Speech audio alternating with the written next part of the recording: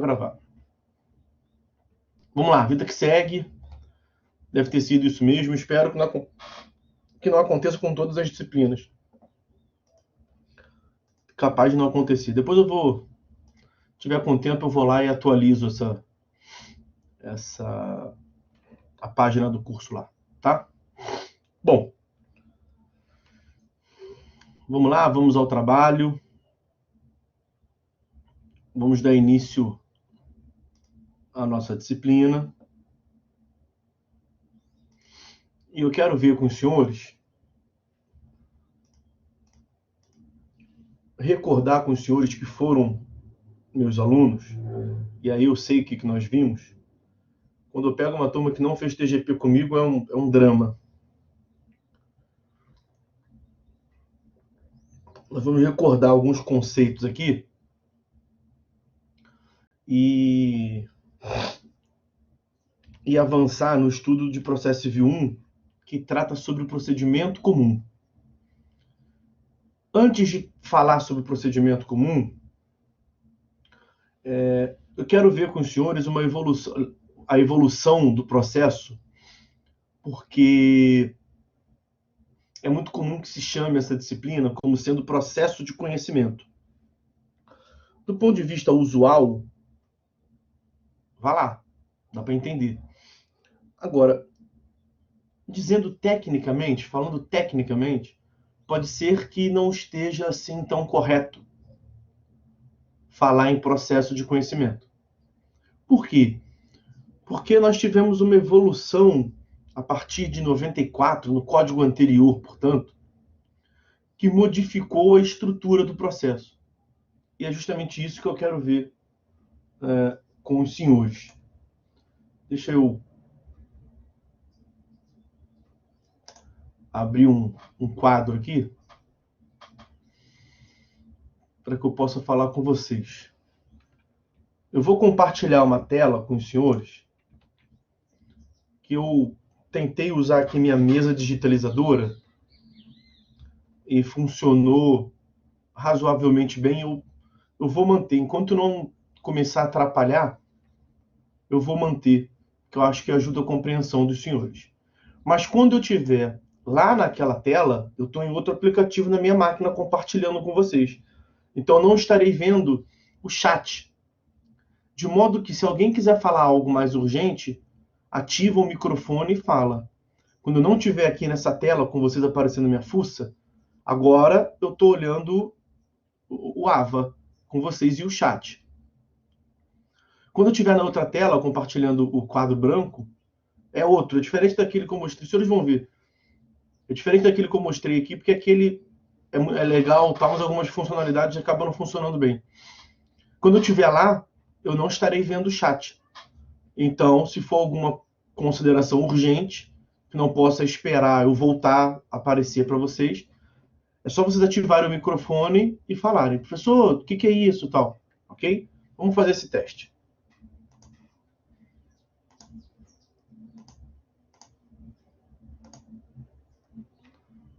Está aparecendo para vocês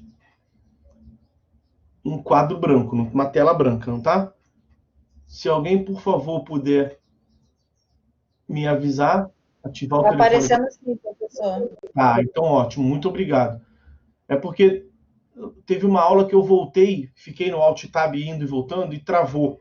Então, por isso que eu pedi para falar, para evitar. Olha só, vamos recordar aqui algumas considerações sobre a teoria geral do processo, TGP. A TGP se dedica ao estudo de 3 institutos.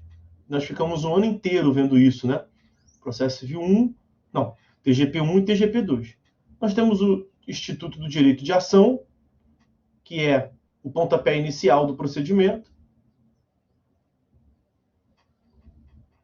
Ao final, o exercício da jurisdição.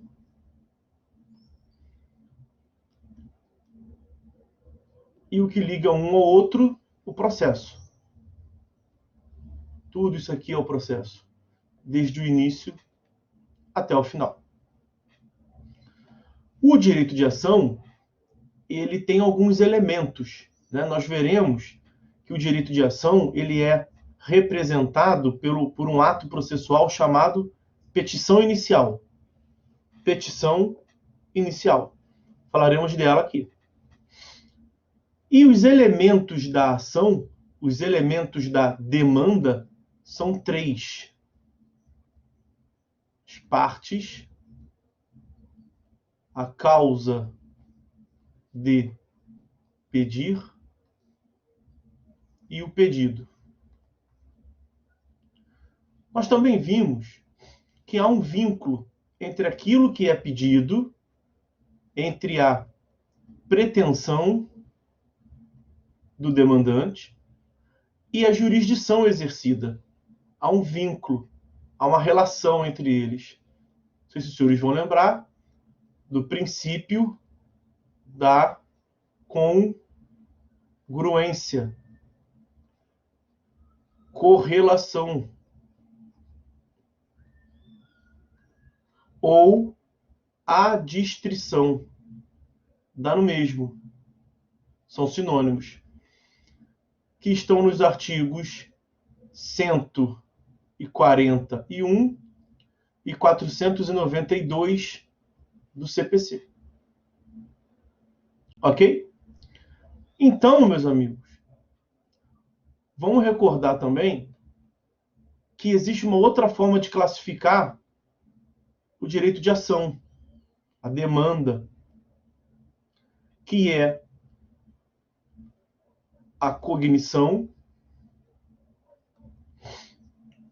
a execução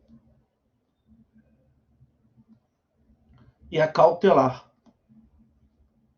A tutela jurisdicional, portanto, ela também pode ser cognitiva, executiva e cautelar. Vamos falar um pouco sobre isso, sendo certo que um dos tópicos dessa disciplina aqui é justamente a cognição.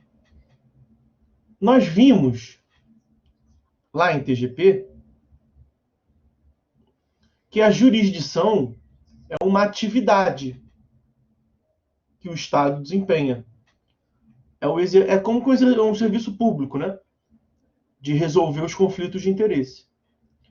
A cognição, muito resumidamente, porque nós vamos voltar a falar disso adiante, é quando se busca uma declaração de quem tem razão, né?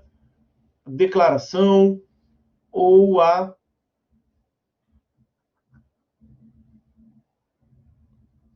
certificação, declaração ou certificação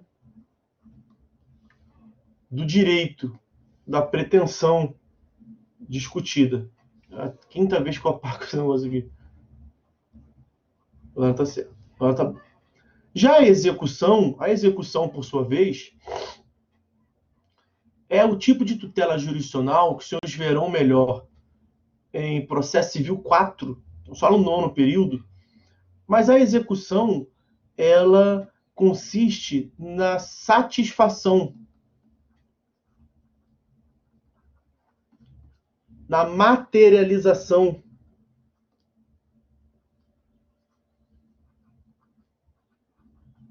de uma obrigação inadimplida. Então, por exemplo, se aqui em cima, um exemplo, tá? O juiz certifica, declara que a parte autora tem direito a receber 10 mil reais, ou tem direito a ser emitida numa casa, na execução, nós vamos satisfazer esse direito e entregar o dinheiro ao autor, deixar que o autor entre na casa. Então é a materialização, é a satisfação, é transformar aquilo em realidade.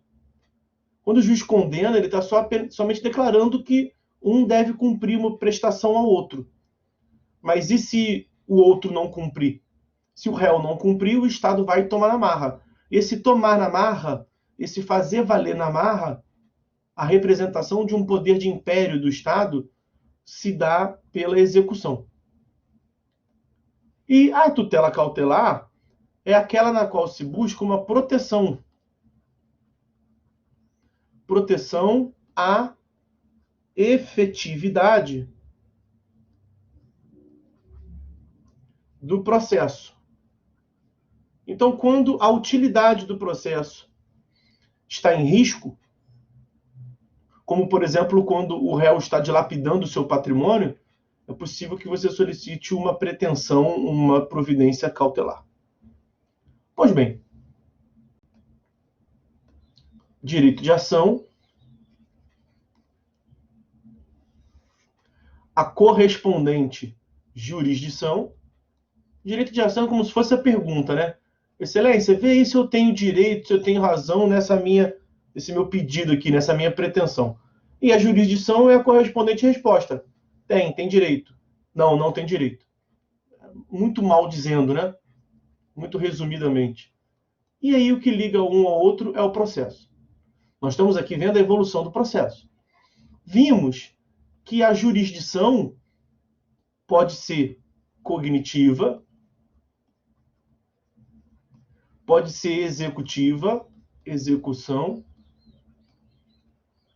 e pode ser uma cautelar. Se a jurisdição é a resposta ao que foi indagado pelo autor, e se tem lá aquela vinculação entre o que é pedido e o que é julgado, a congruência, para que o Estado exerça a jurisdição cognitiva, o autor tem que ter pedido a jurisdição cognitiva, né? Então percebam que aqui nós temos também essas três espécies de pretensão.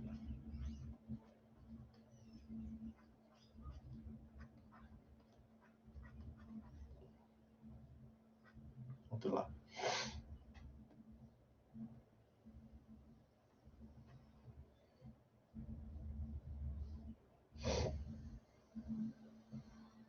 E aí, como é que sempre foi em nosso sistema? E é inclusive por isso que o nome da disciplina é processo de conhecimento. E é esse o ponto que nós estamos vendo. Para uma pretensão cognitiva, corresponde uma jurisdição cognitiva. E o processo posto à disposição do juiz seria o processo de conhecimento. O nome do processo, que em geral se fala processo de conhecimento, essa denominação, vem da atividade que é desenvolvida, a atividade cognitiva. Em contraponto, o processo de execução é aquele em que se desenvolve uma atividade de natureza executiva. E o processo cautelar é aquele que se desenvolve uma atividade de natureza cautelar, uma providência cautelar.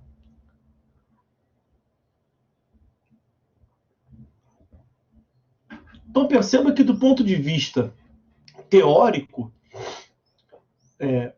dogmático, na ordem das ideias, tudo perfeito.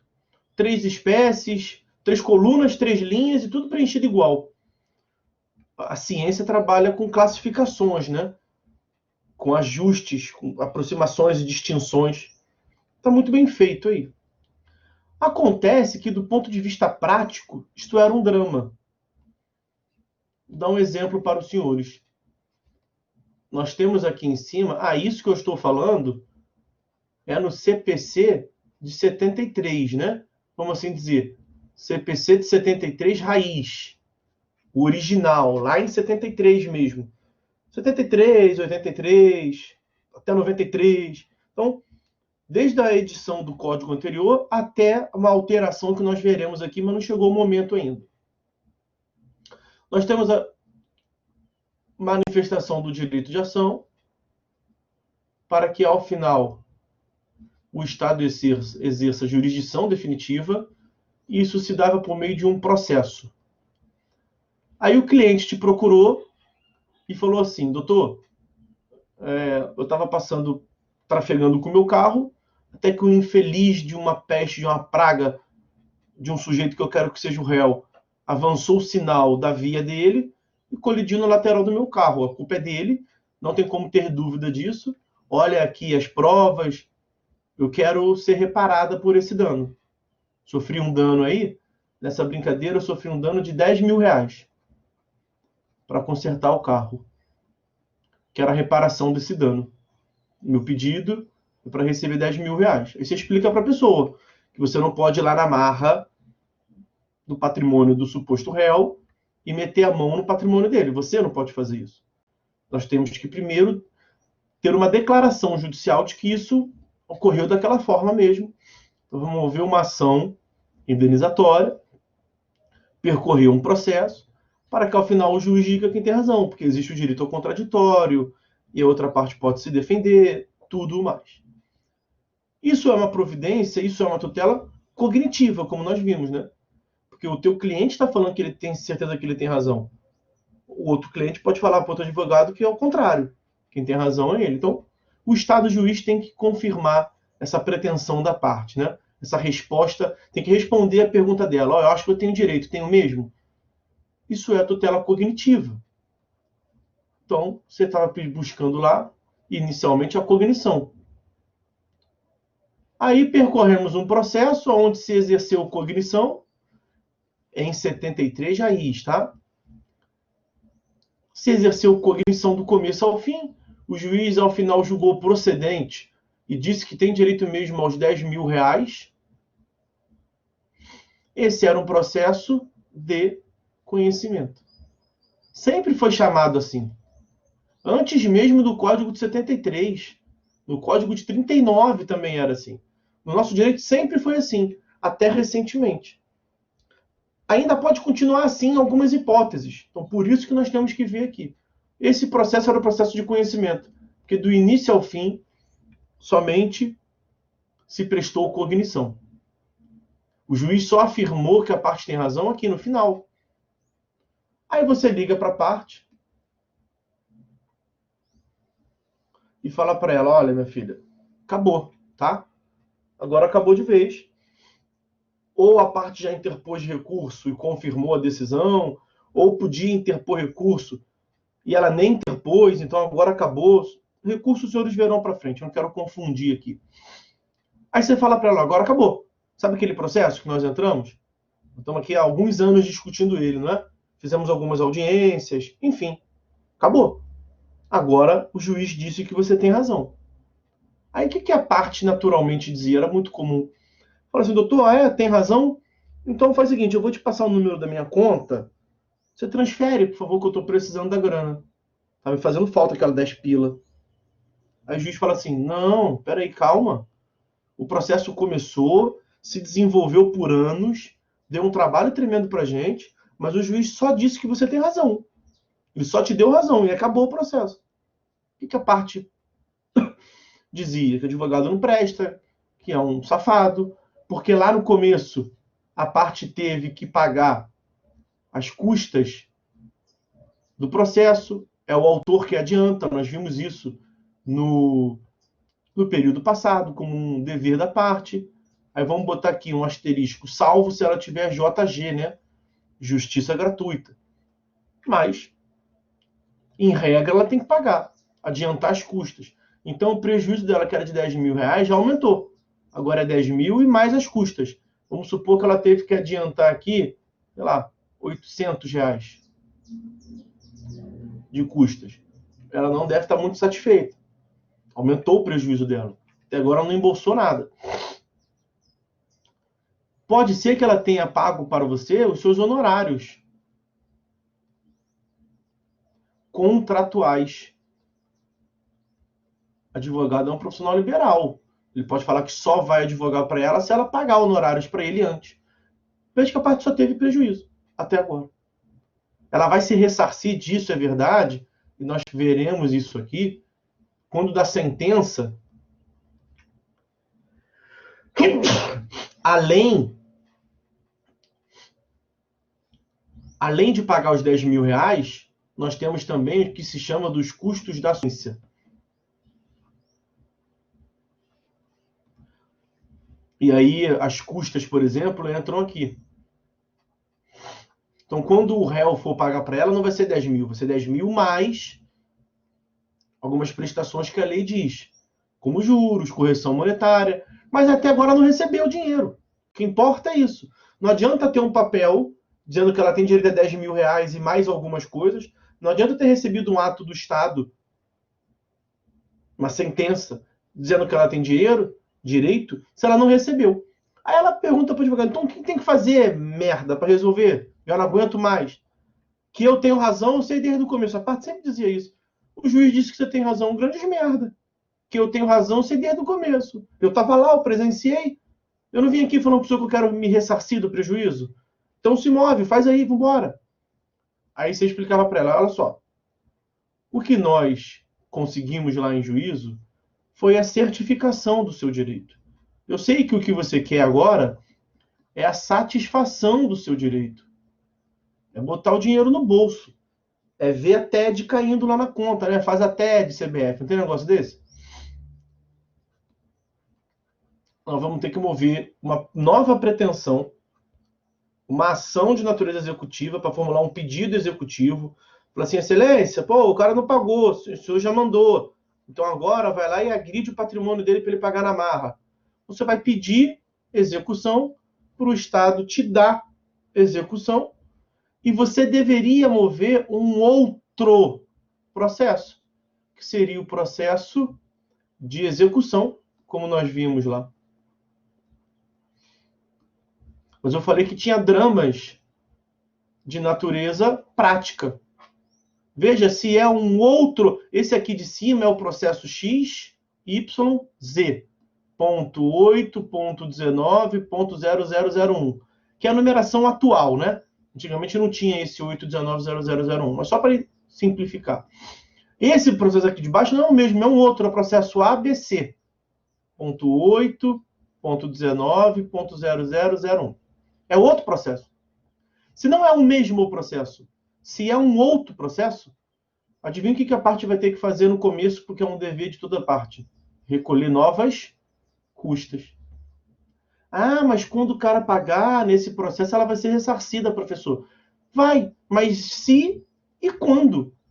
Quer dizer, quanto tempo vai demorar esse processo? A parte já não aguenta mais. Tem 10 anos que ela está para resolver esse problema e não resolve. E tem outra. Quem disse que esse cara vai ser achado e ele vai pagar e ele vai ter dinheiro? Então o risco era um risco muito grande de inefetividade. A parte ficava pé da vida. Ela tinha que recolher novas custas. Pior até do que as custas, porque o custo financeiro, claro que ele é muito ruim. Mas você pode pegar um ricaço, uma pessoa que não que sabe que aquilo é um investimento e não vai empombar por conta disso, porque vai ser ressarcida. Vamos supor que é um processo contra um banco. Você sabe que você vai receber. Então você está aumentando seu prejuízo, que pena, mas é assim, tem que ser, porque você não tem o benefício da JG, então você tem que pagar. Você não consegue provar que você não tem condições, você tem um emprego, 2 empregos, você vai juntar seu imposto de renda, e aí, enfim. É assim, classe média só se ferra mesmo, você já está acostumado, paga muito imposto, então isso já está embutido no seu subconsciente. Ah, então tá bom, precisa de mais 800, toma aqui, e quando ele me pagar, ele vai me devolver esse dinheiro. Tá, então isso é um inconveniente para uma parcela grande da população, naturalmente, que não teria condições de pagar, mas aí para essa parcela que não tem condições de pagar, em tese, tá? Eu estou falando em tese, teria a JG. Isso aqui era um drama, era um problema. Porque o grande problema é a classe média, né? O grande problema é o cara que não consegue comprovar que não tem como pagar e também não é rico. Então, é um cara que já tomou um fumo para consertar o carro, no nosso exemplo, de 10 mil reais, teve realmente que desembolsar 800 aqui atrás, mas ele não tem sobrando e vai ter que adiantar mais 800 aqui, que é um outro processo. E ele não tem sobrando, é esse cara que fica o pé da vida. Somos nós, classe média, baixa, média, alta, que sempre nos ferramos, né? Esse é o drama maior. Tem várias questões aqui em casa mesmo, que danos que você... Só que eu falo, cara, não vou entrar em juízo. Eu não sei se eu vou receber, eu não vou ter JG, eu vou ter que pagar, e eu tô achando que eu vou aumentar meu prejuízo. Os senhores vão ver isso na vida profissional dos senhores, que muitas vezes nós fazemos essa ponderação e resolvemos não ir a juízo. Isso pode ser um freio inibidor de ir a juízo. Bom, mas eu dizia que isso era um grande problema, mas o pior de tudo ainda estava aqui. O que acontece mais ou menos nesse momento aqui do processo? para que o processo possa daqui em diante evoluir, para que o processo possa avançar e para que o processo possa, ver se vai ajudar, se desenvolver validamente até o exercício da jurisdição. Qual é um pressuposto que tem que ocorrer aqui para permitir a participação do réu em contraditório nesse processo? A citação. Devemos ter a citação, que é um ato formal.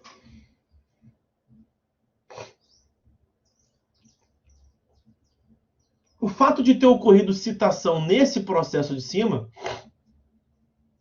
não retira a necessidade de ocorrer uma nova citação nesse processo de baixo, porque é um outro processo, são processos distintos. Então, para que esse processo ABC seja válido, tem que ter a citação nele, e não a citação em um outro processo.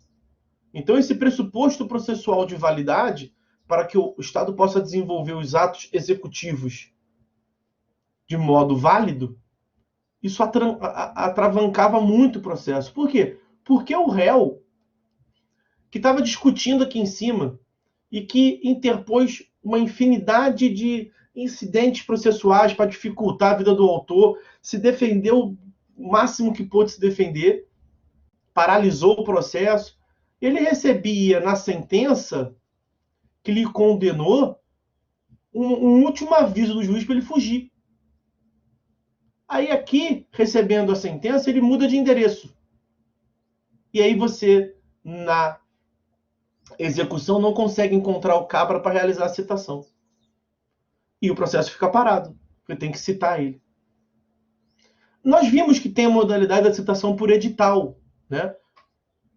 A citação por edital é quando o réu é desconhecido ou não localizado. Mas mesmo a citação por edital é muito burocrática. Ainda mais no CPC de 73, no código anterior, lá na origem. Então, o que eu estou tentando mostrar para vocês, meus amigos, o resumo da ópera, é que essa estruturação aqui, que do ponto de vista científico está muito bonitinho, do ponto de vista prático, era um drama. E aí, só para completar, se houvesse necessidade aqui, em um momento qualquer, ou aqui, em outro momento qualquer, de uma pretensão, de uma tutela, de uma providência cautelar, seria necessário um processo com início, meio e fim, de natureza cautelar. Processo cautelar. Isso lá em 73. Deveria aqui ter um outro processo cautelar. Ok? Bom, isso lá em 73. Aí, percebendo que do ponto de vista prático, na verdade, a execução, essa dicotomia de processos, um processo distinto desse processo de cima, essa realidade aqui, ó, ela era o calcanhar de Aquiles da jurisdição brasileira. Sabe, essas críticas que se fazem ao Poder Judiciário brasileiro, que não chega ao fim. O drama maior é esse aqui. Matérias no Show da Vida, no Fantástico, não funciona. Prateleiras, pilhas e pilhas de processo. O cara ganhou e não levou. Esse tipo de críticas. E com razão, com toda razão.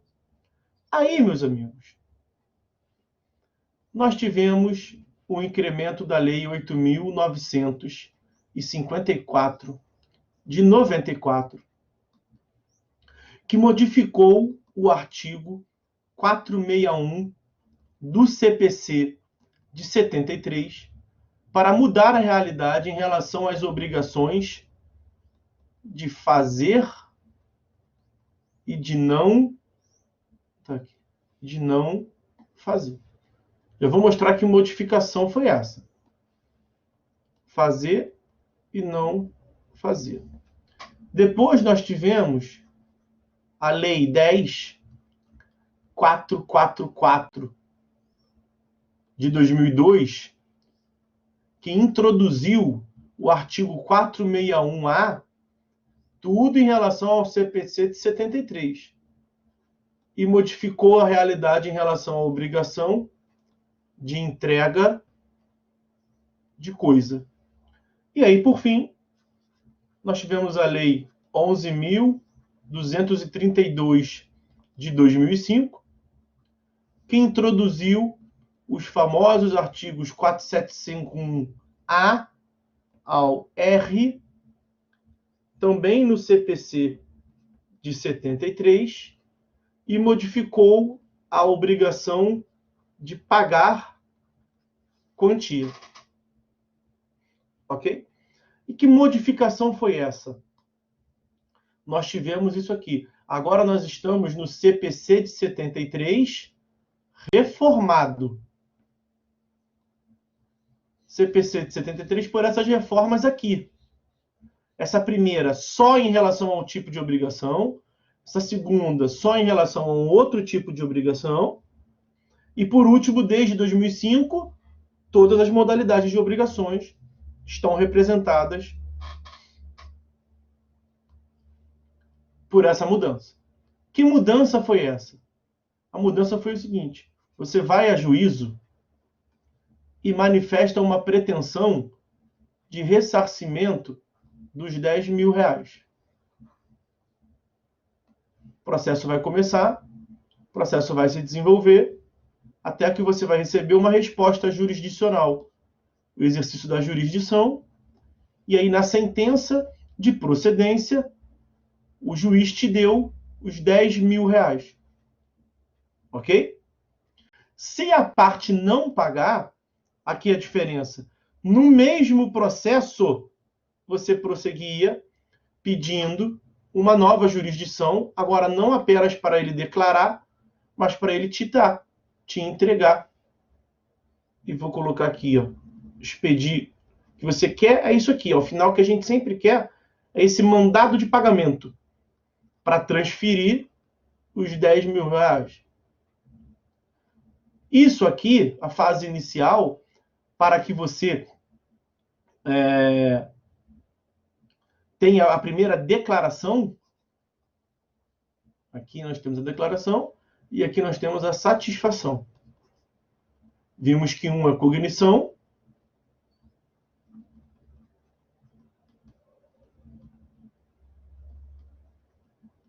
a primeira parte é o conhecimento e a segunda parte é a execução.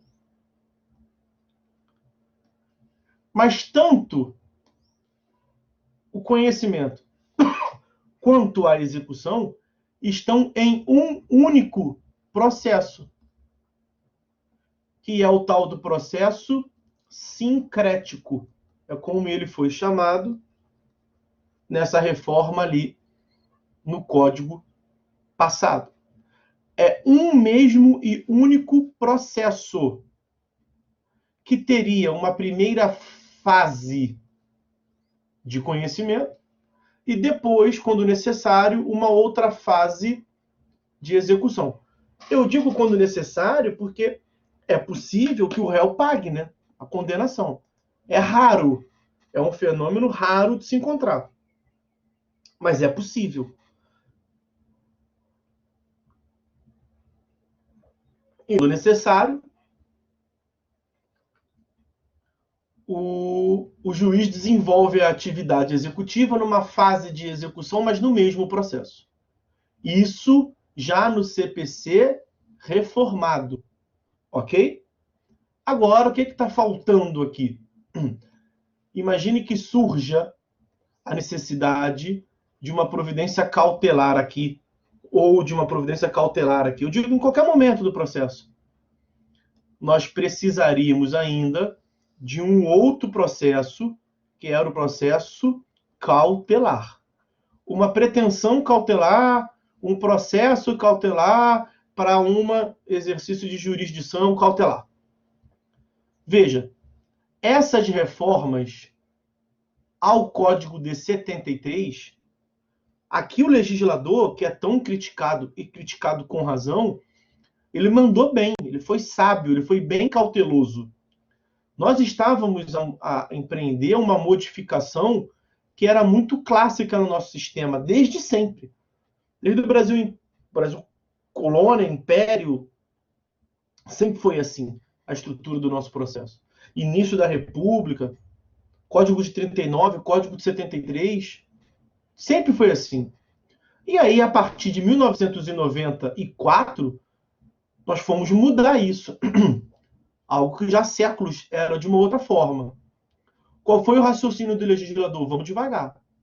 Vamos fazer um teste e vamos juntar a execução com conhecimento só em relação a algumas obrigações que são mais excepcionais. Tem na prática, mas não tem tanto quanto a obrigação de entrega de coisa nem a de pagar. Vamos começar pela que tem menos. Deu certo. Ó, não atrapalhou não, está ajudando. Como a gente pensava que ia ajudar. Então, beleza. Então, agora vamos dar um passo além. Vamos acrescentar também a de entrega de coisa. Ó, deu certo. Então, agora vamos finalizar o processo. É muito comum que se diga que foi essa lei aqui, ó. Essa lei é chamada Lei de Reforma da Execução. Que foi ela que trouxe o processo sincrético. Na verdade, é uma meia-verdade. Foi ela que finalizou o processo, porque aqui já era a manifestação do processo sincrético, mas só em relação a essas obrigações. Aqui também tínhamos, mas só em relação... Ou seja, só não. Mas em relação a essa obrigação se juntando com a anterior. E aí, realmente, em 2005 é que nós tivemos o fecho da abóbada, né? A modificação completa do nosso sistema de execução, para trazer mais efetividade. Só que nesse primeiro momento, volto a dizer, que nós estamos no CPC de 73, pelas reformas, nada foi dito sobre a tutela cautelar. O legislador não tratou da tutela cautelar. Então nós tínhamos esse fenômeno aqui. Ok? Então o que nós tivemos no Código de 73 pelas reformas? Existe o processo de conhecimento, existe o processo de execução, e passou a existir também um processo que seria a junção desses dois fenômenos, conhecimento e execução, que passou a processo sincrético. Processo sincrético. Sincretismo é a junção de alguns fenômenos, mas a cautelar ficou de fora. Ok? Aí vem o Código de 2015,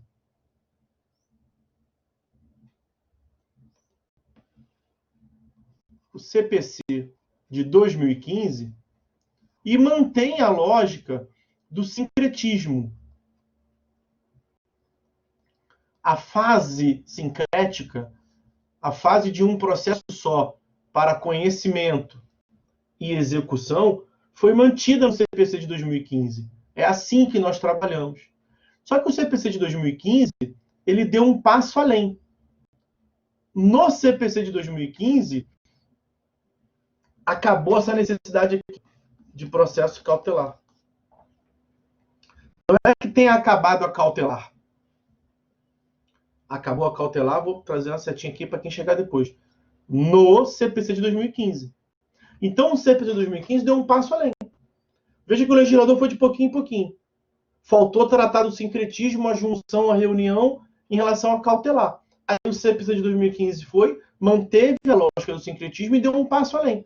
Também acabou com um processo autônomo cautelar na discussão incidental. Então, se surgiu a necessidade aqui de uma providência cautelar, um risco à efetividade do processo aqui, é aqui mesmo que se vai discutir.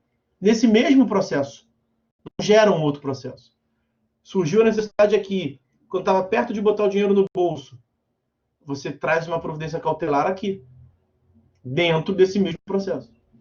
Então, agora, no meu livro, eu tenho chamado isso de processo único.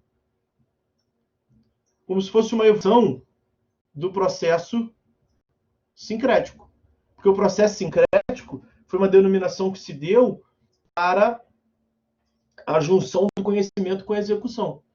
O CPC de 2015 manteve o sincretismo e ainda o aperfeiçoou, aumentou. Em geral, isso é tratado como sincretismo, tá? Quando se fala em sincretismo, já é na leitura atual, no CPC de 2015, o fato de você resolver tudo dentro do mesmo processo. E por tudo, você inclui a tutela cognitiva, executiva e cautelar. Amigos, quero só destacar uma coisa com vocês. Existe a possibilidade, também com o CPC de 2015, de antes mesmo da petição inicial, antes, você solicitar uma tutela de urgência.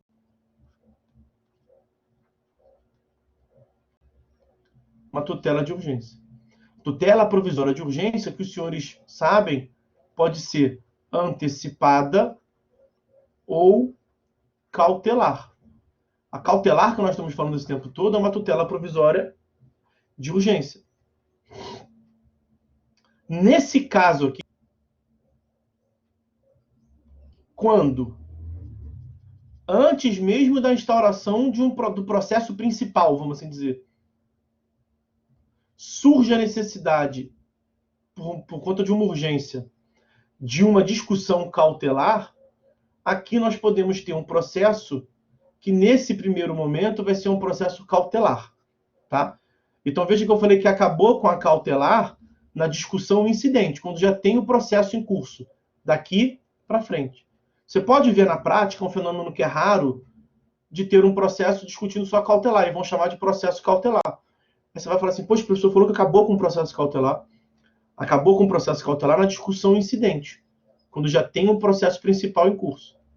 Aí, nesse fenômeno aqui, que é a tutela cautelar antecedente, depois que o juiz conceder a providência cautelar, aí você vai dar início à petição inicial e vai prosseguir o processo. Tá? Esse é um fenômeno mais raro um pouco.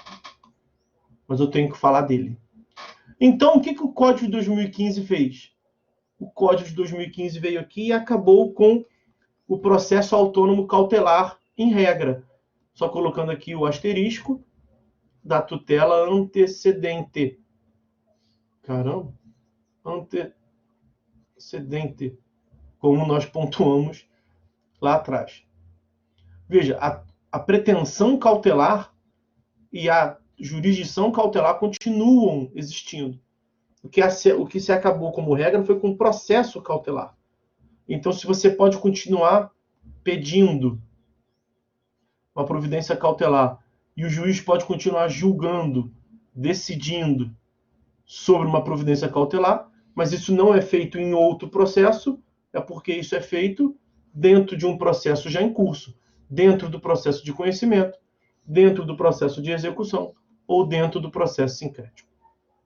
Então vejam, o que é o processo sincrético, de uma vez por todas, meus amigos? O processo sincrético é aquele no qual se reúne as atividades tanto de conhecimento quanto de execução.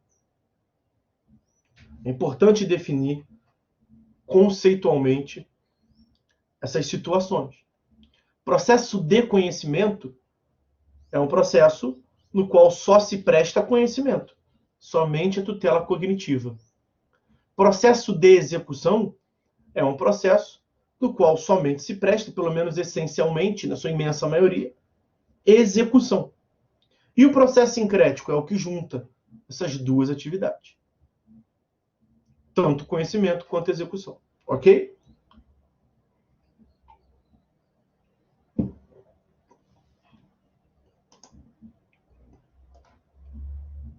Tudo bem? Funcionou bem ali o lance da tela? Essa mesa digitalizadora funcionou bem? Tem alguém aí? Sim, sim, sim. Beleza.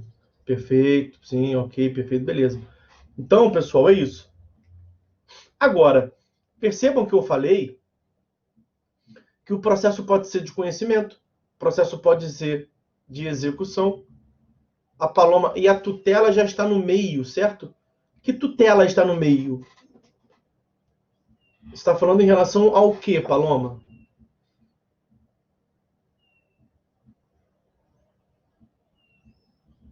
Ativa o microfone aí para falar, acho que você vai se fazer entender melhor conversando comigo.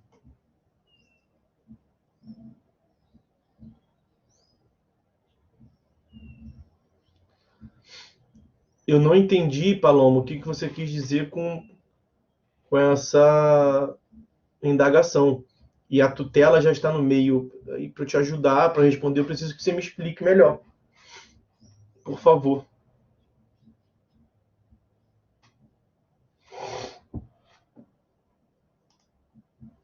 Tá com vergonha? Não vai querer falar? Nem vai querer escrever ali? Pior que não aparece para mim, você está digitando. Então vou avançar. Tá? Se você quiser me perguntar no WhatsApp, no inbox, vamos assim dizer, pode mandar uma mensagem que eu tento te explicar melhor. Tá bom? Anderson. Professor, então o processo de conhecimento e o processo de execução ainda existem de forma autônoma, perfeitamente. É esse justamente o próximo ponto. Eu também não quero que vocês entendam que não existe mais. Veja que lá no quadro eu só risquei o processo cautelar. E fiz a ressalva que ele pode existir numa situação muito específica, muito excepcional. Você tem razão. Eu nem li a parte final da sua mensagem, mas você começou bem. O processo de conhecimento autônomo ainda existe.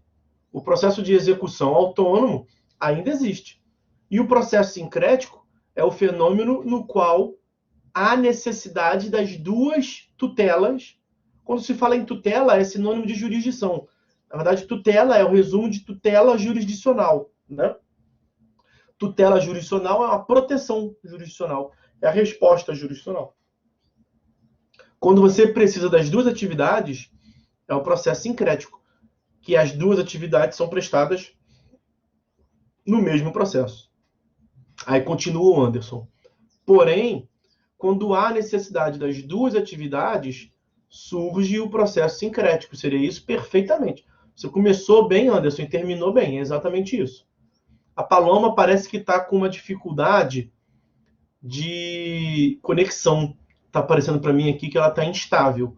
Mas ela perguntou agora, cautelar não está junto no processo sincrético. Então, no Código de 2015, é tudo resolvido, Paloma, no mesmo processo, no mesmo e único processo. A imensa maioria chama isso de processo sincrético ainda. E tem razão deles.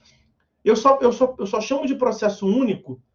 Eu reconheço que é o sincretismo. O sincretismo é a junção, né? Então, antes juntava conhecimento com execução, agora junta conhecimento com execução com cautelar, em um processo só. Eu só chamei de teoria do processo único no meu livro anterior, só para deixar marcado que essa evolução se deu em momentos diferentes. Nesse momento, a junção se deu em momentos diferentes. Tá? Não se preocupe com essas denominações não sincrético, único. Não se preocupe com nada disso. Só entenda que o movimento do sincretismo significa reunião. Eu sempre costumo brincar com os alunos. O que é o sincretismo religioso? O que é o sincretismo cultural? Não são políticas públicas para estimular a aceitação e a reunião, a mistura de crenças diferentes, culturas e hábitos diferentes? É a mesma coisa que aconteceu com o processo. Agora a execução, a cautelar e o conhecimento tiveram que se misturar e se respeitar mutuamente, vamos assim dizer. Uma brincadeira. Tá? Mas hoje em dia, quando se fala processo sincrético, está incluindo ali também a cautelar. O que eu mencionei para vocês ali foi só uma fase evolutiva. Beleza? Mas vamos voltar aqui ao que o Anderson percebeu, que era o meu próximo tópico que eu ia pontuar com vocês. Vou voltar para a tela lá, tá? Se eu estou em dia com vocês em relação às dúvidas, vou voltar para a tela lá, daqui a pouco eu volto aqui. Eu venho aqui.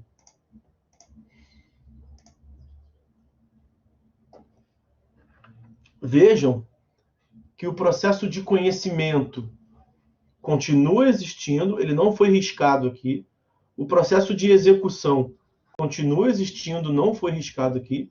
E nós temos um outro tipo de processo, o processo sincrético, que é a reunião de tudo. Ok? Agora a questão é identificar quando que nós teremos um processo que é de conhecimento, um que é de execução e um processo que é sincrético. Então,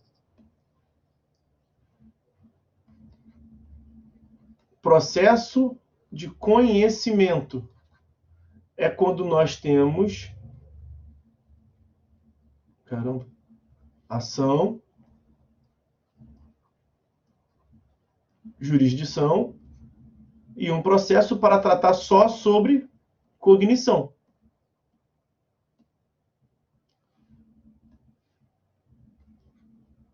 Processo de execução é quando nós temos esse fenômeno. Com licença, professor. Oi. A tela não está aparecendo. Ah, que maravilha. Que bom que você avisou. Eu vou voltar aqui. Ah, peraí, eu acho que realmente eu fiz besteira. Faltou dar o clique final. Vocês estão me ouvindo? Ouvindo, sim. Deu uma travada aqui no sistema. Deu uma travada, não sei se vai voltar. Vamos aproveitar que vocês estão me ouvindo. Ele está aquele não respondendo, não sei se você sabe. Tá rodando ali a ampulheta. Deixa eu ver se eu fecho algumas coisas aqui. Ver se deixa a máquina mais leve. Eu não vou mexer, não. Vou deixar ele tá não respondendo, vamos ver se ele volta. Se vocês estão me ouvindo. Eu não estou vendo o chat, tá, meus amigos? O meu sistema aqui tá atualizando, tá tentando voltar. Então vamos fazer com uma colega que ativou o microfone. Então, só por desencargo de consciência, alguém, por favor, me confirme. Vocês estão me ouvindo? Sim, professor. Ótimo, tá, então beleza. Então, pelo menos ouvindo, a gente pode continuar a aula. Vamos ver se aqui atualiza. O processo de conhecimento, ele continua existindo.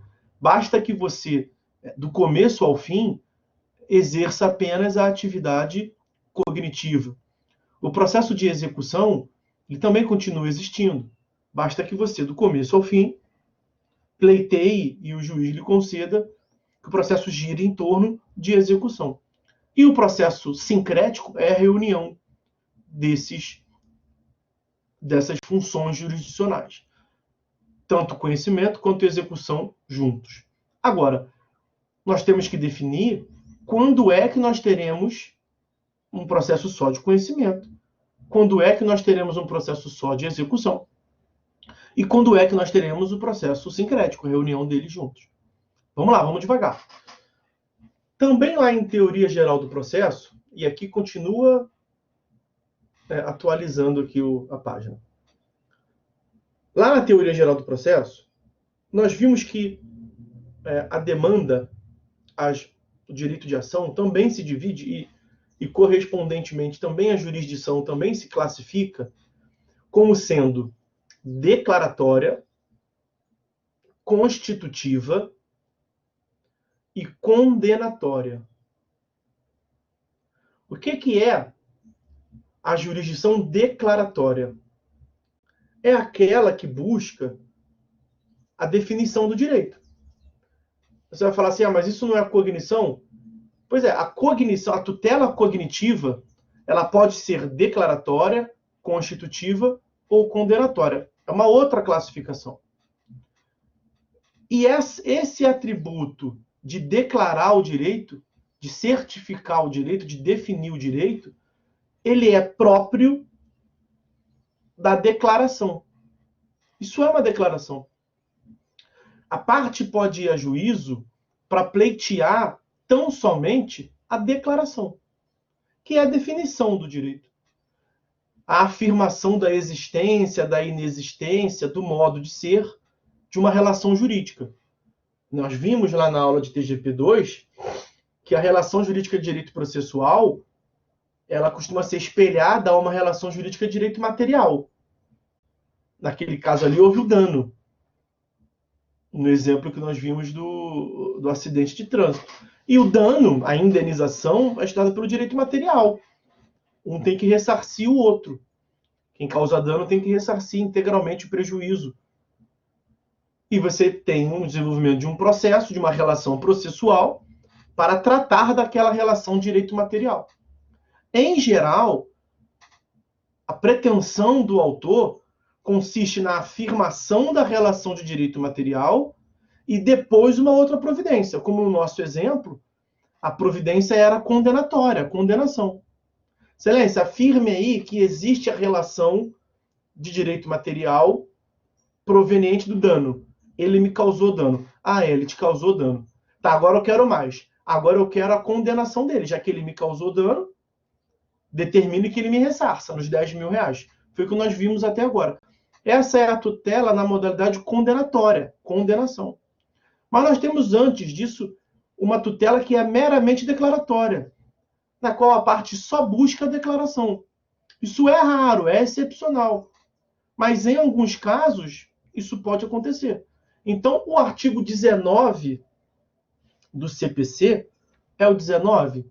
Eu sempre fico em dúvida desse dispositivo. Deixa eu confirmar aqui, vou tentar abrir uma outra janela. Não sei se o Chrome vai me deixar abrir outra janela.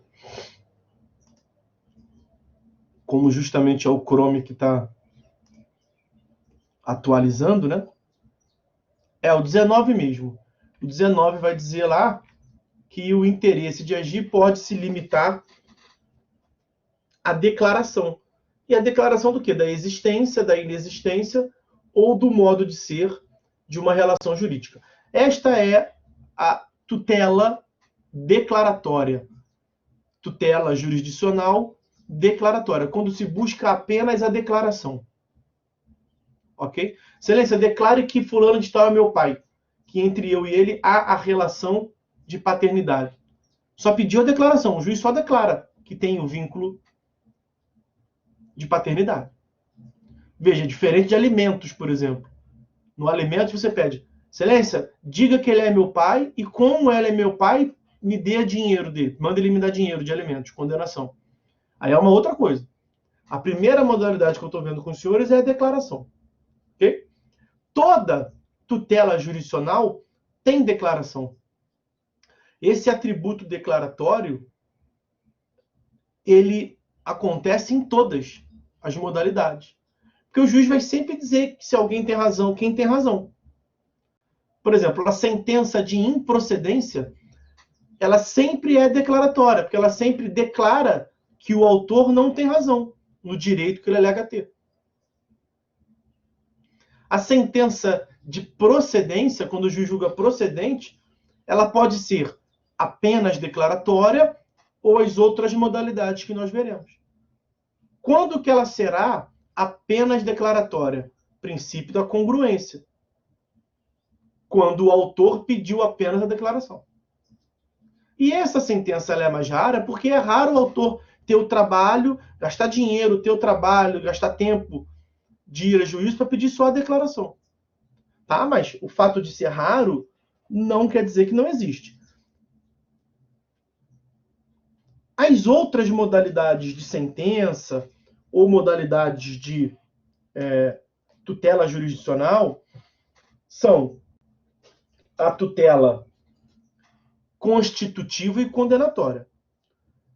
Há um ponto de contato entre elas. Tanto a tutela constitutiva quanto a condenatória, elas possuem uma carga declaratória. Ou seja, tem um tipo de sentença, de decisão, que é apenas declaratória, e tem outras que são declaratória e constitutiva, declaratória e condenatória. Porque eu disse para os senhores ainda há pouco, o juiz sempre declara. Ele sempre julga se o autor tem razão ou não. Se o autor não tem razão, ele declara que não tem o direito. A sentença de improcedência é sempre declaratória.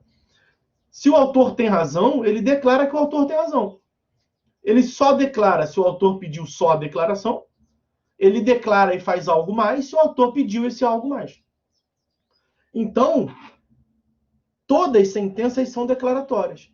É por isso que quando os senhores encontram essa classificação na doutrina, costuma-se falar assim, uma sentença meramente declaratória. Para deixar bem claro que ela tem tão somente a declaração. Porque todas têm declaração, mas só ela tem só declaração. Pois bem, Então, a sentença constitutiva, a jurisdição constitutiva, ela tem a declaração de que o autor tem direito à Constituição e tem uma outra carga, um outro atributo, uma outra força, que é a constitutiva. O juiz declara que o autor tem razão na sua pretensão e constitui algo. O que é esse constituir algo? A sentença constitutiva é aquela que cria, modifica ou extingue uma relação jurídica. Nós já vimos isso. Sentença que cria uma relação jurídica, por exemplo, a sentença de adoção. Sentença que extingue uma relação jurídica, por exemplo, a sentença de divórcio. Então, da sentença de adoção, as partes já são pais e filhas. Na sentença de divórcio, as partes já não são mais marido e mulher. Já teve a extinção do vínculo matrimonial. Veja, o vínculo matrimonial é uma relação entre dois sujeitos que passam a estar atrelados um ao outro, estão casados. Com a sentença de divórcio, nós temos a extinção desse vínculo, a extinção dessa relação jurídica. Então, a sentença constitutiva é essa, ela não só declara, ela declara e cria uma relação jurídica. Ela declara e modifica uma relação jurídica já existente. Ela declara e também extingue uma relação jurídica que até então existia. Tá? A sentença condenatória, a jurisdição condenatória, é aquela que declara e também condena. E no que consiste a condenação? A condenação é a imposição de uma obrigação. Então, declara-se que o autor tem razão e impõe uma obrigação que o réu deve cumprir a favor do autor. Como aqui nós vimos no nosso exemplo. Declarou que o autor tem razão, está provado que teve mesmo um acidente, está provado que as alegações do autor são verdadeiras. Então, eu declaro que ele tem razão como juiz e condeno o réu a lhe pagar. Pagamento é um tipo de obrigação, né? Existem as obrigações de fazer, não fazer, entregar coisa e pagar quantia.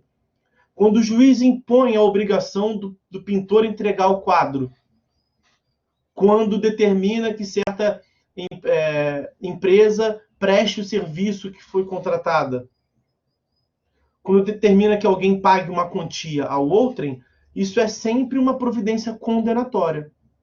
Porque a condenação significa esta imposição de uma obrigação. Ok? Os senhores continuam aí?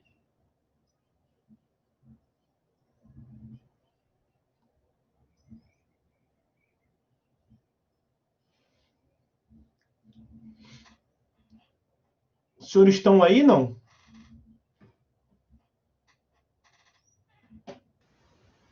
Sim, professor. Sim.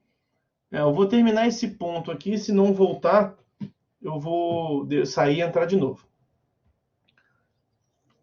Não, vou fazer agora. Esperei demais. Só um momentinho, tá, gente? Eu só volto aí. Fiquem na sala, beleza?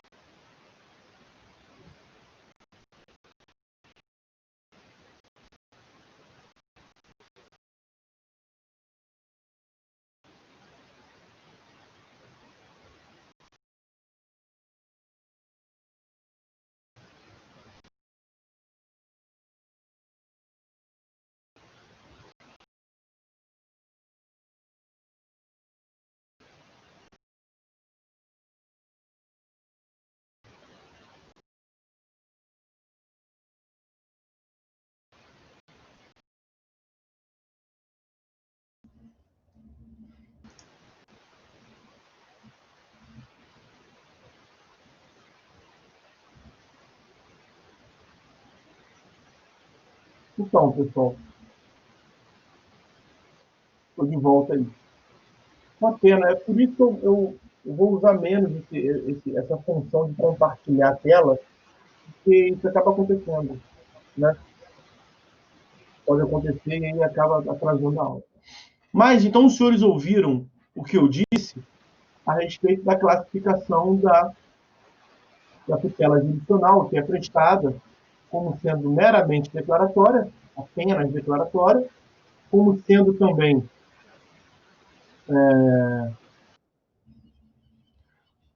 constitutiva e também a condenatória, não é isso? Agora vamos lá, vamos dar um passo além. Na tutela meramente declaratória, quando você pede apenas que o juiz afirme que existe uma relação jurídica, que ela não existe, ou o modo como ela deve se desenvolver, se você pede apenas a declaração e o juiz te concede a declaração, esta é uma tutela de natureza apenas cognitiva. Porque a sua pretensão foi exaurida com a atividade jurisdicional. Tudo aquilo que você queria apenas a declaração. O juiz te deu a declaração. Você não tem mais o que fazer. Então, a tutela declaratória, ela não depende de execução. Você não tem o que satisfazer. Você não tem o que implementar. Você não pediu implementação nenhuma. Então, aqui já vai uma consideração, uma conclusão. A tutela de natureza declaratória não depende de execução. Logo, nós nunca teremos um processo sincrético com duas fases se você pediu a declaração e aquilo já tinha suficiente. Então, na tutela declaratória, o processo é apenas de conhecimento. Não tem que se falar em execução.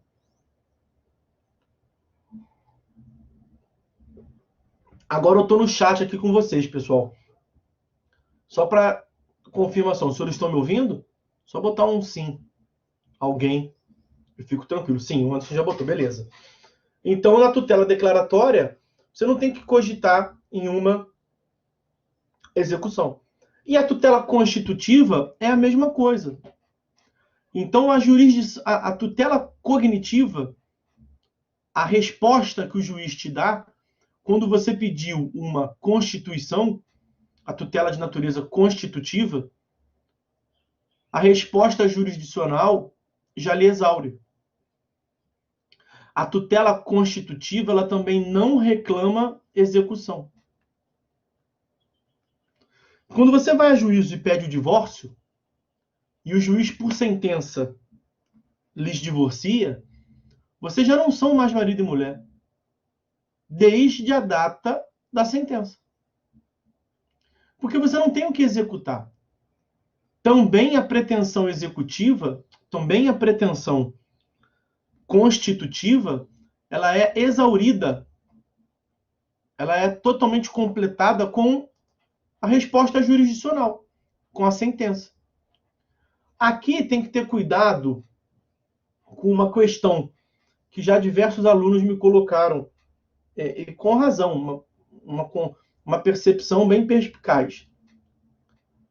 Para quem tem experiência prática na defensoria pública, experiência prática em cartório, percebe que em algumas ações em que a defensoria pública especialmente atua, depois da sentença, da tutela jurisdicional, vamos ficar no caso do divórcio. São partes que estão pela defensoria pública, então são hipossuficientes. O juiz profere a sentença de divórcio e depois ele faz uma coisa a mais. Depois, ele determina a expedição de ofício para o cartório, para que passe a constar no cartório que elas não são mais casadas, mas que elas são divorciadas. Pois bem, esse ato não é um ato jurisdicional. É um ato administrativo. É o exercício atípico de uma função do juiz. É uma função administrativa realizada pelo juiz. Ele faz isso para ajudar a defensoria pública. Tanto que quando esse mesmo juiz divorcia partes que têm advogado privado, logo não são hipossuficientes, as partes têm que recolher custas para pedir uma certidão do julgamento e levar essa certidão para o cartório. É o próprio advogado que faz isso. Não é o Estado juiz quem faz. Ok? Então, Na tutela constitutiva, nós temos o exaurimento também pela jurisdição cognitiva, pela primeira sentença que vem. Então, também na tutela de natureza constitutiva, não há necessidade de execução. Logo, o processo vai ser só de conhecimento. E a tutela condenatória é a imposição de uma obrigação. Essa aqui pode ensejar, que foi o nosso exemplo que utilizamos até agora. Nesse caso aqui, pode ser que sim seja a necessidade de uma execução. Mas vejam que eu não digo que terá execução com certeza. Pode ser necessário uma execução. Por que pode ser? Porque o réu, uma vez condenado, pode cumprir, pode pagar. E aí, você foi a juízo pedindo que o réu seja condenado a te pagar. O juiz profere uma sentença condenando o réu a te pagar. E o réu paga. Você vai executar o quê? O juiz condenou o réu a te pagar 10 mil reais. No dia seguinte, o réu te pagou. Você vai executar o quê? Você não tem como cogitar em executar. Você não teria interesse de agir em executar. Porque você não tem direito a 20 mil reais. Você tem direito a 10 mil reais. E esses 10 mil reais o réu te deu. O réu já pagou. Então, percebam, a execução, para que o juiz tome na marra e transforme na marra a providência, a obrigação em realidade, ela depende do inadimplemento do réu.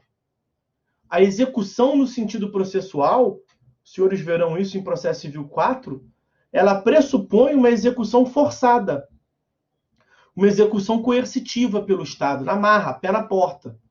Por quê? Porque o réu, porque o devedor, oportunizado o pagamento, não cumpriu.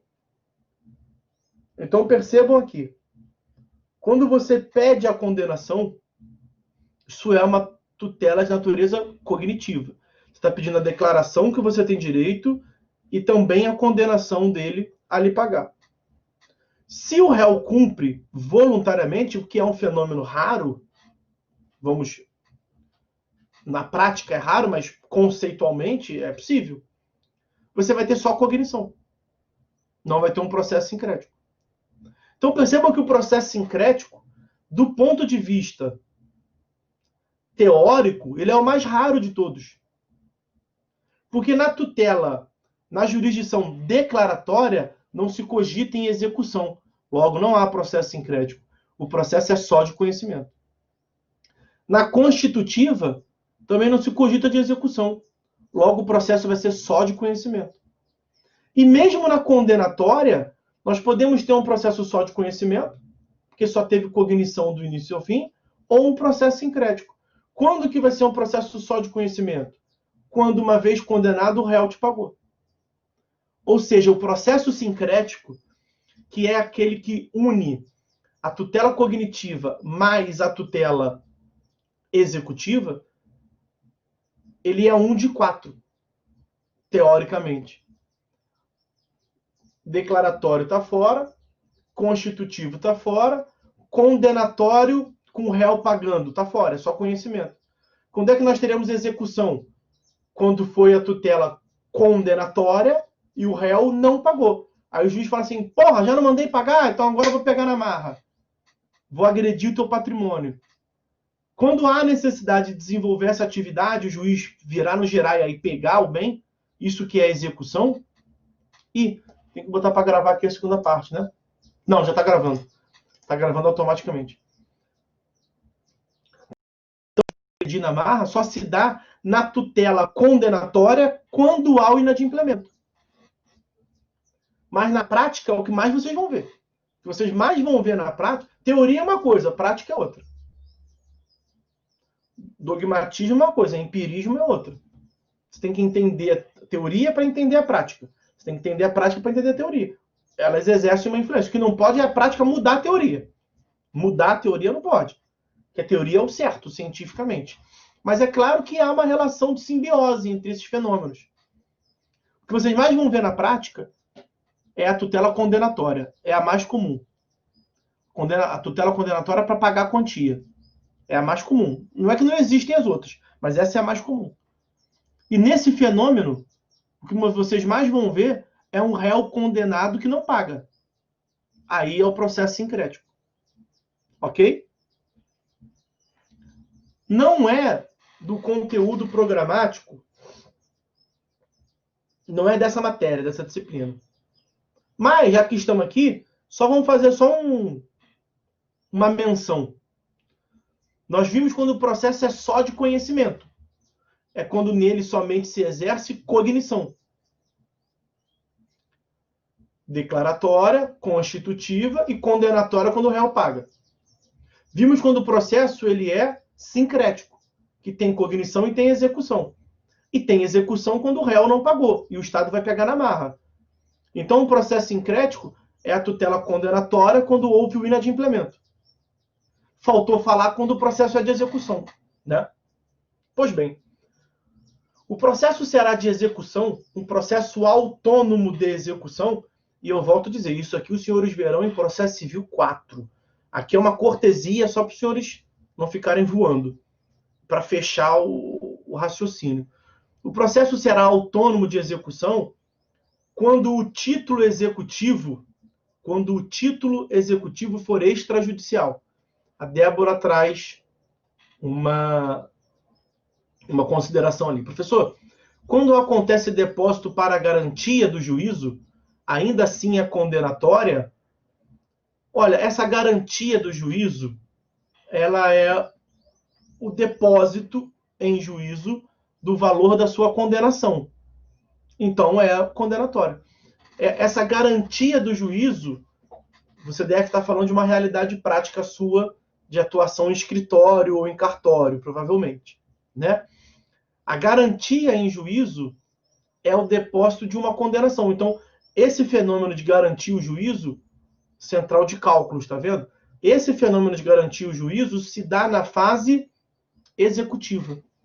Então, ele é depois de uma condenação. Tá? E esse fenômeno da garantia do juízo, ele é raro. Houve uma mudança já no Código de 73, no processo civil. Então, eu imagino, Débora, que você está falando de na Justiça do Trabalho, né? Eu imagino que lá é mais comum. Na JT é mais comum a necessidade de garantir o juízo. Para você poder recorrer, para você poder praticar atos na execução. Na Justiça Civil, se tornou mais excepcional a garantia do juízo. Não é que não exista. Você pode estar falando de que você atua na central de cálculos no TJ do Estado. Pode ser. Mas eu suponho que seja na central de cálculos da JT. É na civil mesmo que você fala, mas acontece pouco, não é? Pois é, isso acontece pouco porque mudou a lógica. Vocês verão isso lá em processo civil 4. Muito resumidamente, para que o executado possa praticar os atos, ele não precisa mais garantir o juízo. A garantia do juízo passou a ser excepcional. Mas pode parecer lá uma coisa ou outra porque ela continua existindo. Ela só deixou de ser a regra, passou a ser a exceção. Só que para realizar esse ato de natureza executiva, os atos executivos, para que se realize uma jurisdição executiva, os senhores verão, lá em processo civil 4, que tem que preencher um requisito. E o requisito é o título executivo. Você tem que ter um título executivo. A tutela jurisdicional executiva, como ela é mais agressiva, o Estado exige da parte a apresentação de outros requisitos. E dentre esses outros requisitos, tem o título executivo. Tem que mostrar para o Estado que você tem um título executivo. O juiz vai lá, agride o patrimônio dele, como fosse de bem. Vai lá, pega o bem dele. O juiz fala assim, pô, isso é muito grave, né? Eu sou o Estado, vou agredir o patrimônio, vou tirar um bem na marra dele.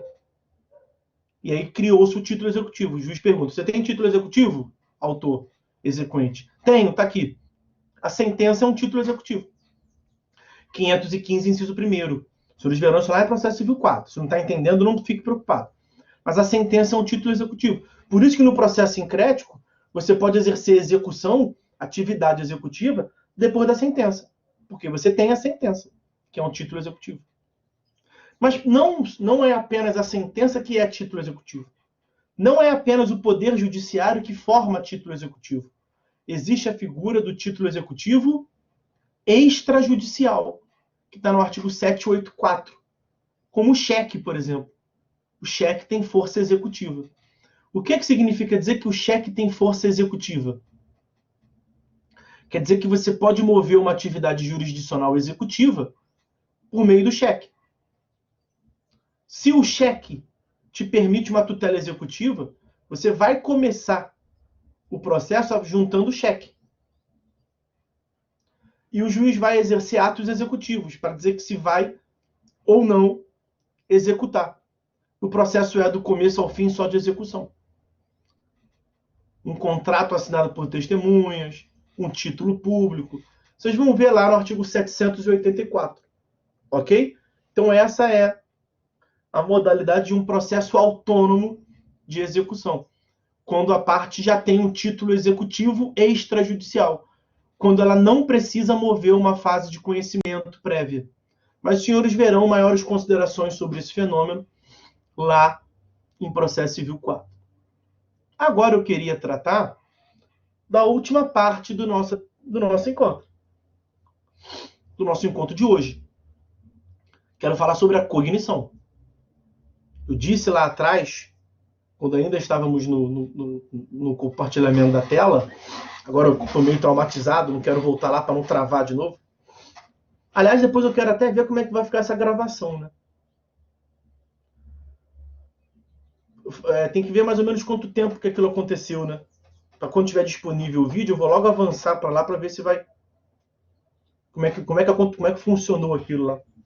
Porque se na gravação funcionar bem, aí menos mal, né? Quando eu voltei aqui, continua gravando. Então isso me deu um certo alento. Tenho a esperança de que não tenha perdido a gravação. Mas eu não sei não, acho que vai corromper o vídeo, né? Eu acho que a chance da gente tentar ver a gravação e dar ruim é maior. E se realmente isso acontecer, de corromper o vídeo e perdermos a gravação, aí eu não vou ficar compartilhando tela não, porque não compensa. Você não sabe quando que vai acontecer isso, né? Aí eu não posso ficar falando com vocês no chat, porque o que deve ter causado isso é ficar indo de lá para cá, enfim. Eu prefiro não atrapalhar a gravação. Porque muita gente não pode assistir na hora e ficar... Ter gravado é um ganho, né? Vamos ver. Eu não sei como é que vai ser. Eu vou até por curiosidade logo mais tarde ver e aviso no grupo lá. Se eu não avisar, me perguntem como é que ficou a gravação. É porque a gravação não fica disponível logo assim que termina, né? Alguns minutinhos depois ela entra. Eu vou entrar e vou ver. E aviso vocês. Bom, o último tópico que eu quero falar com vocês é a cognição. A atividade jurisdicional, como nós vimos, ela se divide em cognitiva, executiva e cautelar. E nós já estabelecemos uma distinção mínima, uma primeira apresentação. Recordamos que já tinha falado sobre isso em TGP, sobre cognição, execução e cautelar. Agora vamos aprofundar um pouco mais a cognição. Então anotem aí. Cognição é a atividade intelectual do juiz. Cognição é a atividade intelectual do juiz consistente na análise de alegações e provas. Cognição é a atividade intelectual do juiz consistente na análise de alegações e provas produzidas no processo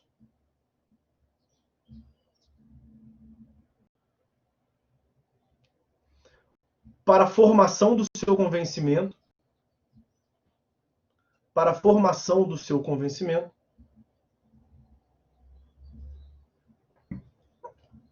e concretização do direito.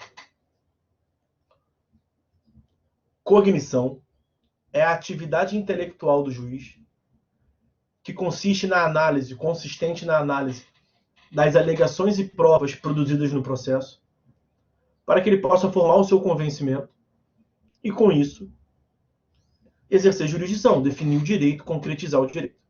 Ok? Pegaram essa conceituação aí? Vamos ver. Quem não pegou, eu vou voltar a conceituar. Só que eu vou conceituar agora, pontuando ali no chat. Vamos voltar à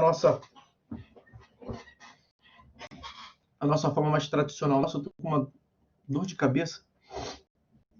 Tá dando umas pontadas aqui.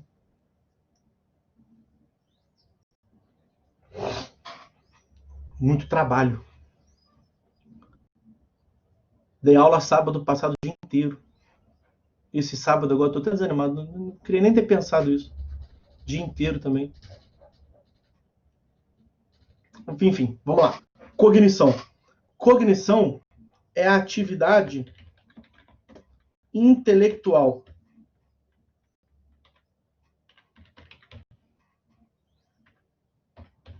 Nossa, tá bravo. Atividade intelectual do juiz. Quando se diz de intelectual do juiz, é o raciocínio do juiz. É a reflexão do juiz. É o juiz pensando, um falou uma coisa, o outro falou outra coisa. Deixa eu ver o que eles provaram. E o que falou que o outro avançou o sinal, provou. O outro que estava parado no sinal não provou. Então, aconteceu aquilo mesmo. O juiz vai raciocinando sobre o que aconteceu no processo. É uma atividade intelectual. Daí, portanto, você não vê o juiz exercendo cognição. Garanto que ninguém nunca viu. Eu estava passando lá pela 13ª Vara de Fazenda Pública e entrei, falei com o juiz e eu vi ele exercendo cognição. Você não vê o Estado exercendo cognição. Isso está dentro da cabeça, da cachola do juiz. É a reflexão do juiz, é o pensamento do juiz. Como ninguém vê você pensando, como ninguém vê você estudando. Ninguém vê você raciocinando. Isso está intrínseco, né?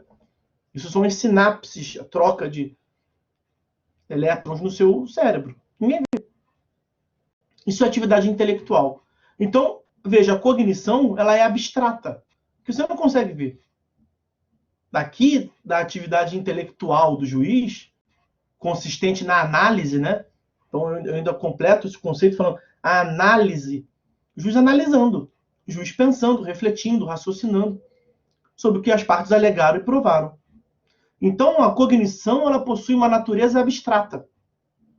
Ao passo que a execução, na execução o juiz não pensa, não apenas reflete para definir. Na execução, o juiz bota o pé na porta, vai lá e mete a mão. Não o juiz, né? Um agente, o juiz manda alguém fazer. Você consegue ver o Estado exercendo execução. Você consegue ver que o oficial de justiça foi lá para pegar o carro que o juiz mandou entregar. Vai o oficial de justiça, se necessário for, ele manda o aparato policial. O Estado juiz mandou derrubar. Eu vi há pouco tempo aí, a reintegração de posse. Uma ordem do juiz. Vai lá e derruba, reintegra, tira os barracos. Você vê a máquina, a escavadeira derrubando os barracos. Aquilo é execução. Quando você transforma em realidade uma decisão judicial, é execução. Você consegue ver a execução. Então, a execução é concreta. Mas nós estamos na cognição. A cognição é abstrata. Então, essa é a parte do conceito que eu queria destacar com os senhores. Atividade intelectual do juiz é uma mera análise. Então, tem a natureza abstrata. Cognição é a atividade intelectual do juiz consistente na análise de alegações e provas produzidas no processo. Na fase de conhecimento, no processo de conhecimento, na atividade cognitiva, tem esse nome conhecimento, porque para que o juiz possa julgar e formar o seu convencimento, ele tem que tomar conhecimento dos fatos da causa, né? Ele não sabe o que aconteceu. Ele não sabe quem foi o responsável por aquele acidente que nós estamos aqui tratando. Não sabe nem pode saber.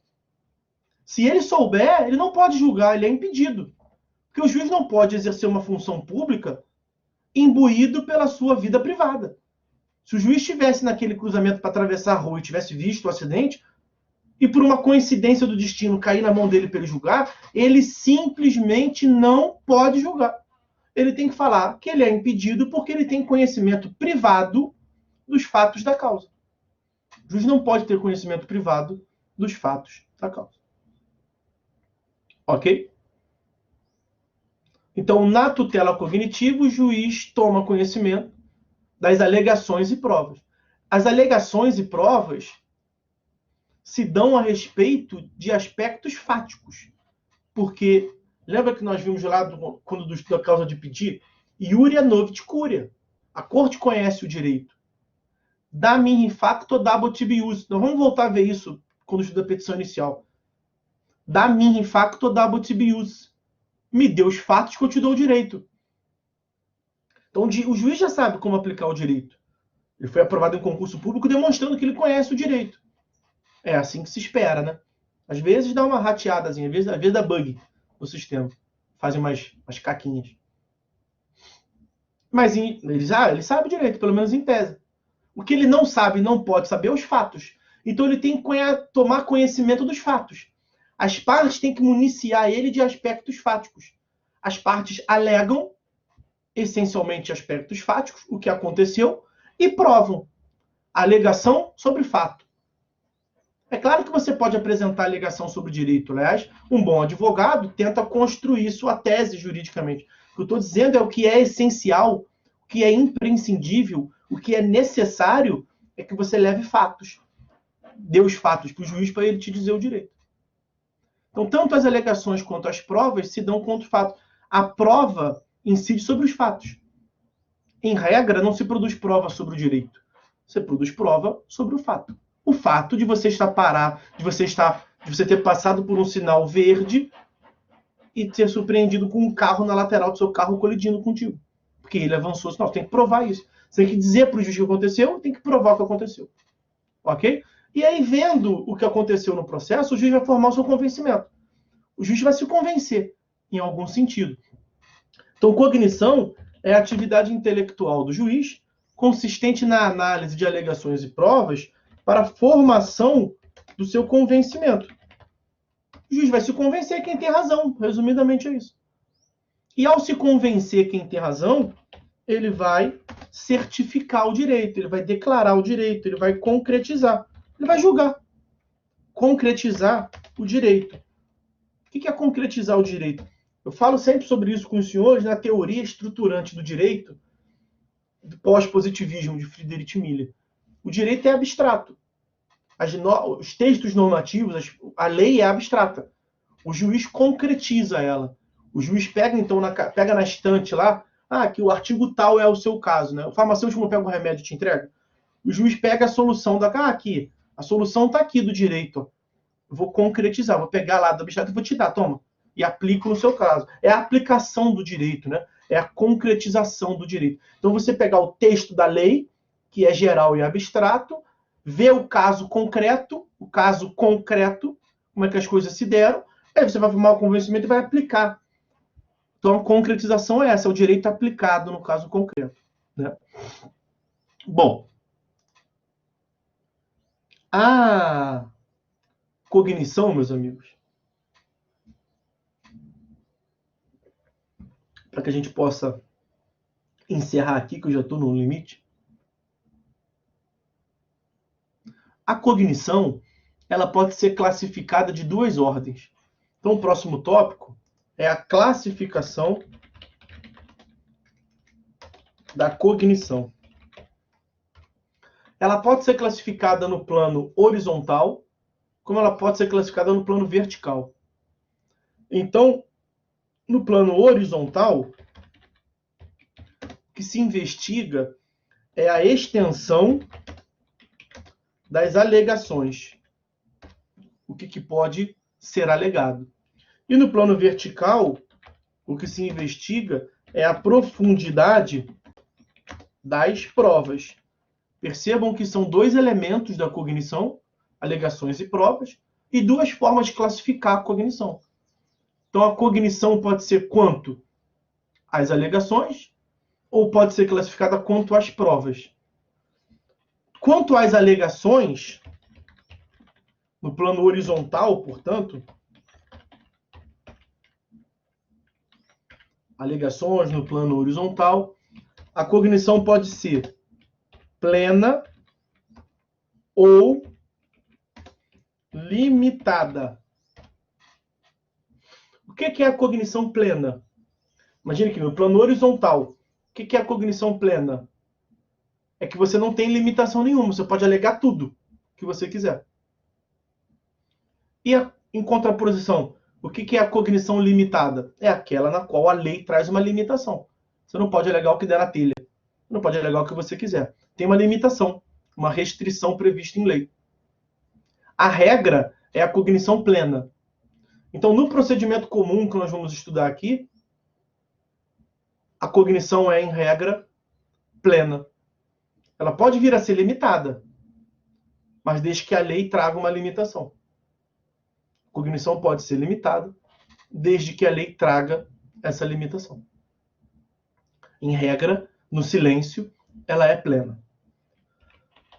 Quanto às provas, ou seja, no sentido vertical, a cognição pode ser exauriente, que é a regra, vou começar sempre pela regra, pode ser sumária, como a cognição pode ser rarefeita. Agora está no plano vertical. Está classificando a cognição aqui no plano vertical. O mais profundo, lá embaixo, o mais profundo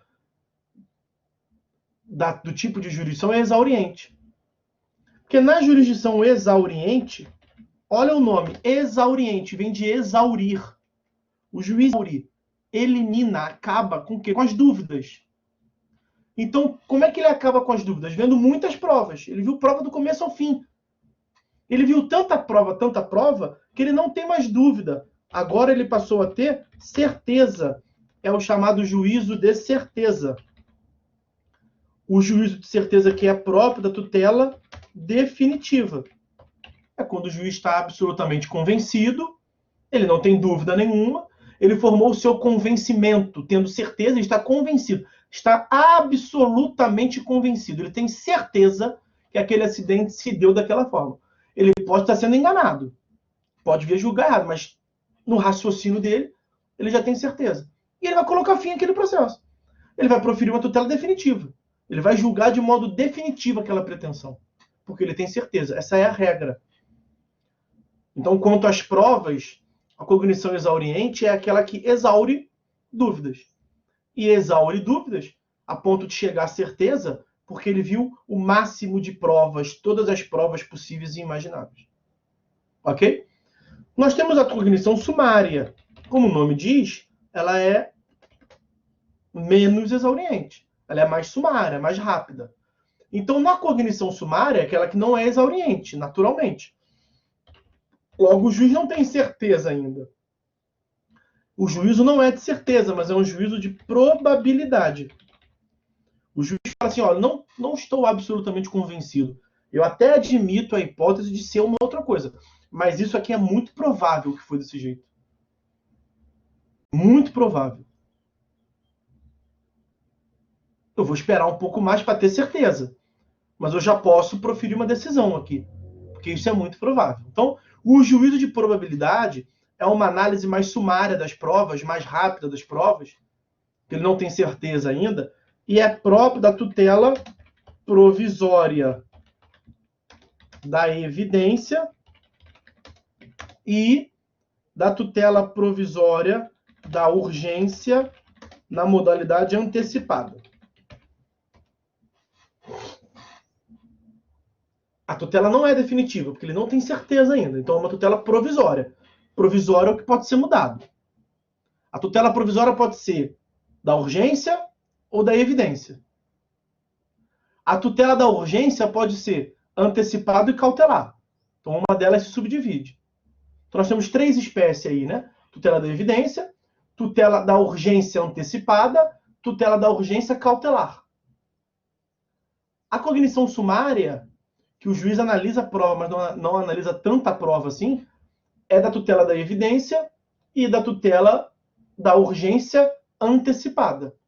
Veja que ficou de fora a tutela da urgência cautelar. Cautelar ficou de fora, não apareceu ali, porque ela é o próximo e último tipo de cognição quanto às provas, que é a cognição rarefeita. Na cognição rarefeita, o juiz analisou poucas provas. Quando você diz assim, que o time jogou mal na altitude, porque lá o ar é rarefeito. Você está com uma dificuldade de respiração porque o ar é rarefeito. Tem muita partícula de oxigênio, que é o que você precisa para o seu corpo, ou tem pouca partícula? Tem pouca. O ar é rarefeito, é que tem pouco oxigênio, na verdade, no ar.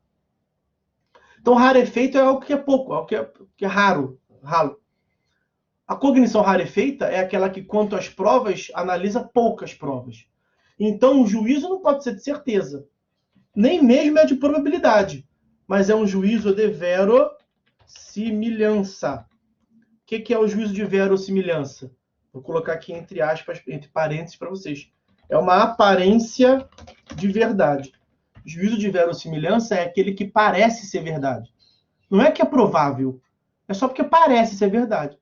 E a lei permite que o juiz profira uma decisão com base em cognição rarefeita, juízo de apenas verossimilhança, só porque parece verdade, porque ele vai prestar apenas uma tutela provisória de urgência na modalidade cautelar, para proteger o processo. Ele não vai dar nada para a parte quanto do direito material. Ele não está julgando o direito material. Nem está julgando o direito material de modo definitivo, nem está julgando o direito material de modo provisório. Ele não está te antecipando nada. Ele está apenas protegendo o processo. Então, para proteger o processo, ele pode olhar menos provas. É isso. Então, essas são as espécies de tutela cognitiva, a classificação da cognição. Tá? Cognição, análise intelectual do juiz, natureza abstrata.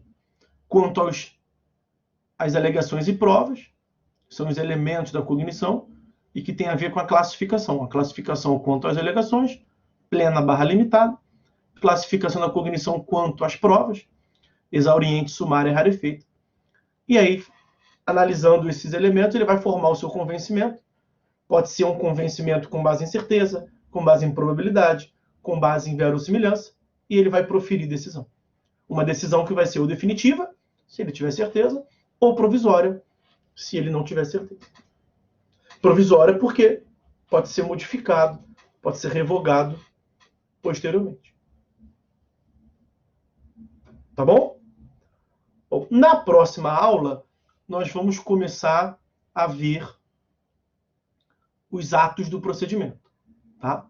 Agora me diga uma coisa aqui. Não precisa nem me dizer. Me lembre na próxima aula, por favor, que eu tenho que começar falando do procedimento. Não quero falar agora não, para não ficar 10 minutos, para não ficar muito corrido. Me lembrem, por favor, que eu tenho que começar falando do procedimento. Para relembrar rapidamente, antes de começar a falar de cada um dos atos. Tá? Eu vou ver se eu anoto aqui, mas vai por mim, me lembra. Porque para eu chegar tocando barco aqui, pouco custa. Tá bom? Beleza? Um de cada vez, gente, senão eu não consigo ouvir. Fala todo mundo junto, não. Nem fala, nem escreve todo mundo junto, não. Senão eu não consigo ouvir.